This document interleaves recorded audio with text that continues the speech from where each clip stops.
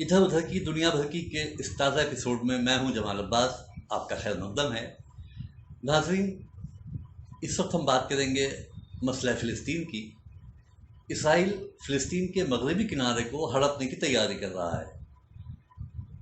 France نے اسے ایسا نہ کرنے کو کہا ہے۔ یورپی یونین نے بھی اسرائیل سے کہا ہے کہ وہ اس حرکت سے باز رہے۔ لیکن اگر کوئی نہیں بول رہا ہے تو عرب ملکوں کے لیڈر ہیں جو معاملے میں چپی سادے بیٹھے ہیں۔ مجھے جان ایلیا کا ایک شعر یاد آتا ہے جو فلسطینیوں کے شکوے کے طور پہ ہم پیش کر سکتے ہیں۔ کہتے ہیں کہ بولتے کیوں نہیں میرے حق میں، بولتے کیوں نہیں میرے حق میں، آبلے پڑ گئے زبان میں کیا۔ واقعی لگتا ہے کہ عرب لیڈروں کے منہ میں فلسطین کے معاملے پہ آبلے پڑے ہوئے ہیں۔ اسرائیل فلسطین کے مغربی کنارے کو بھی اپنے علاقے میں شامل کرنے کی تیاری کر رہا ہے۔ اب اگر اسرائیل نے یہ منصوبہ بنایا ہے تو اس پر عمل کرنے سے اسے کون روک سکتا ہے؟ 50 سے زیادہ عرب اور مسلم ملکوں میں تو اتنا دم ہے نہیں کہ امریکی بغل بچے اسرائیل کی طرف غصے سے آنکھ اٹھا کر بھی دیکھ لیں۔ امریکہ بہادر ان عرب ملکوں کی ہٹ کھڑی نہیں کر دیں گے۔ اسرائیل نے مغربی کنارے کے ہی ایک حصے مشرقی یروشلم کو جب 1980 میں اپنے ملک میں شامل کیا تھا تب عرب اور مسلم ملکوں نے کون سا قدم میں تیر مار لیا تھا۔ مشرقی یروشلم کے اسی علاقے میں مسلمانوں کا قبلہ اول بیت المقدس واقع ہے۔ کچھ ماہ قبل ہی امریکہ نے جولان کی پہاڑیوں کو اسرائیلی ریاست کا حصہ تسلیم کیا تھا۔ تب بھی عرب اور مسلم ملکوں کی اتنی ہمت نہیں ہوئی تھی کہ آقا امریکہ کے سامنے زبان بھی کھول سکتے۔ اس سے پہلے ٹرمپ نے یروشلم کو اسرائیلی راجدھانی تسلیم کرتے ہوئے تل ابیب سے اپنا سفارت خانہ وہاں منتقل کیا تھا۔ تب بھی عرب ملکوں کی غیرت نے جوش نہیں مارا تھا۔ امریکہ کے معاملے میں تو ان عرب ملکوں کا یہ حال ہے کہ سر تسلیم خم ہے جو مزاج یار میں آئے۔ مغربی کنارے میں اسرائیل نے 200 یہودی بستیاں بسا رکھی ہیں۔ آئے دن ان میں توسیع کرتا رہتا ہے، لیکن عرب ممالک چوں تک نہیں کرتے۔ اقوام متحدہ اور عالمی برادری بھلے ہی مغربی کنارے کی یہودی بستیوں کو ناجائز تعمیرات قرار دیتی ہو، لیکن اسرائیل نے کبھی عالمی قوانین کی پرواہ نہیں کی، کیونکہ جب سیاں بھئے کوتوال تو ڈر کاہے کا۔ امریکہ نے بیشتر موقعوں پر اقوام متحدہ کی سلامتی کونسل میں اسرائیل کے خلاف کوئی مذمتی قرارداد منظور نہیں ہونے دی۔ مغربی کنارے کو ویسے تو اسرائیل نے ابھی تک اپنی ریاست میں شامل نہیں کیا ہے، لیکن وہ مختلف ڈگریوں کے بدولت اس کے ہی زیر انتظام رہتا ہے۔ کہہ لو کہ تو وہاں فتح تحریک کے محمود عباس کی حکومت ہے، لیکن محمود عباس کی حکومت لنگڑی لولی ہے۔ معیشت کے لیے ان کو اسرائیل کا ہی منہ تاکنا پڑتا ہے۔ اسرائیلی حکومت ٹیکس میں حصہ نہیں دیتی تو محمود عباس کی حکومت گھٹنوں پر آ جاتی ہے۔ 2007 میں حماس نے غزہ پٹی کے الیکشن میں فتح تحریک کو شکست دے کر اقتدار پر قبضہ کیا تو تمام عرب ملکوں نے غزہ کے لیے اپنی مالی امداد بند کر دی تھی۔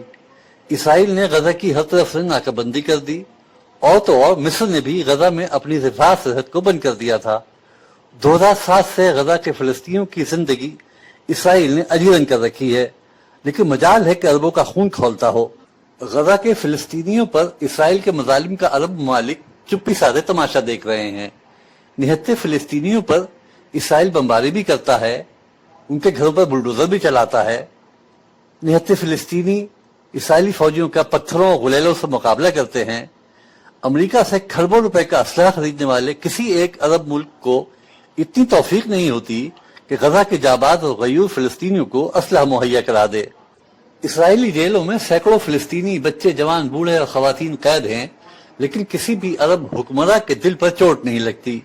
ہر سال تقریباً 500 سے 600 فلسطینی بچوں کو اسرائیلی گرفتار کر کے جیلوں میں ٹھونس دیتے ہیں، جن کی عمریں 12 برس یا اس سے بھی کم کی ہوتی ہیں۔ ان پر ملٹری عدالتوں میں پتھر بازی کے الزامات کے تحت مقدمات چلائے جاتے ہیں۔ فلسطین کے حقوق انسانی اداروں کا کہنا ہے کہ مارچ 2020 تک 578 بچے اسرائیلی جیلوں میں قید کیے جا چکے تھے۔ جنوری میں 183، فروری میں 201 اور مارچ میں 194 بچے قید کیے گئے۔ مارچ 2020 تک اسرائیلی جیلوں میں 4488 فلسطینی مرد قید تھے۔ اسرائیلی حکومت فلسطینی خواتین پر بھی ظلم سے باز نہیں آتی۔ 2020 کی ابتدا سے اب تک 29 خواتین کو گرفتار کیا جا چکا ہے۔ 1967 से अब तक 1600 खवातीन को जेल में डाला जा चुका है। इसराइल 2020 तक के आदाद-ओ-शुमार के मुताबिक इसराइली सिक्योरिटी एहलकारों ने 189 फिलिस्तीनी मुजाहिरीन को गोली मारकर हलाक किया। इनमें 31 बच्चे भी शामिल हैं, जबकि 5800 फिलिस्तीनी जख्मी हुए। फिलिस्तीनियों पर ये मुजालिम देखते हुए भी अरब हुक्मरां अंधे बने बैठे हैं। बचपन में हम अरबों की गैरत और हमीयत के बड़े चर्चे सुनते थे, लेकिन अरब हुक्मरानों ने इस गैरत और हमीयत को अपने जाती मफादात की खातिर बड़ी कुव्वतों के हाथों फरोख्त कर दिया है। इससे ज्यादा और बदकिस्मती की बात क्या हो सकती है कि अरब मुल्कों में इसराइल से सिफारती ताल्लुकात कायम करने की राह हमवार की जा रही है। अंदर खाने तो कई खलीजी मुल्कों के इसराइल के साथ राब्ते हैं। इसराइल की पहली वज़ीर-ए-आज़म गोल्डा मायर ने अपनी सवाने में एक वाक़या तहरीर किया है। इससे अरबों की गैरत मलियामेट होने का सबूत मिलता है और यह भी जाहिर होता है कि इसराइल क्यों अरबों को खातिर में नहीं लाता। गोल्डा मायर 21 अगस्त 1969 के उस बदनुमा वाक़े का तज़किरा करती है कि जब एक ऑस्ट्रेलियाई बाशिंदे डेनिस माइकल रोहेन ने मस्जिद अक्सा के मिंबर को जला डाला था। गोल्डा मायर कहती है कि वो पूरी रात इस खौफ में नहीं सो सकी थी कि पता नहीं कब अरब चारों तरफ से इसराइल पर यलगार कर देंगे, लेकिन जब सुबह नमूदार हुई तो मैं जान चुकी थी कि हमारा सामना ख्वाब गफलत में पड़े लोगों से है। दोस्तों, आपको ये वीडियो कैसा लगा हमें ज़रूर बताइएगा। हम कोशिश करेंगे कि आपको ऐसी खबरें दिखाएं जो आपको दूसरे चैनल पे देखने को नहीं मिलती हैं। अगर आपको ये वीडियो पसंद आया है, आप इसे लाइक कीजिए, शेयर कीजिए, सब्सक्राइब कीजिए। अपने अहबाब से भी कहिए कि वो इस वीडियो को देखें और अपनी राय का इजहार करें। अगले वीडियो तक के लिए हमें इजाज़त दीजिए। खुदा हाफिज़।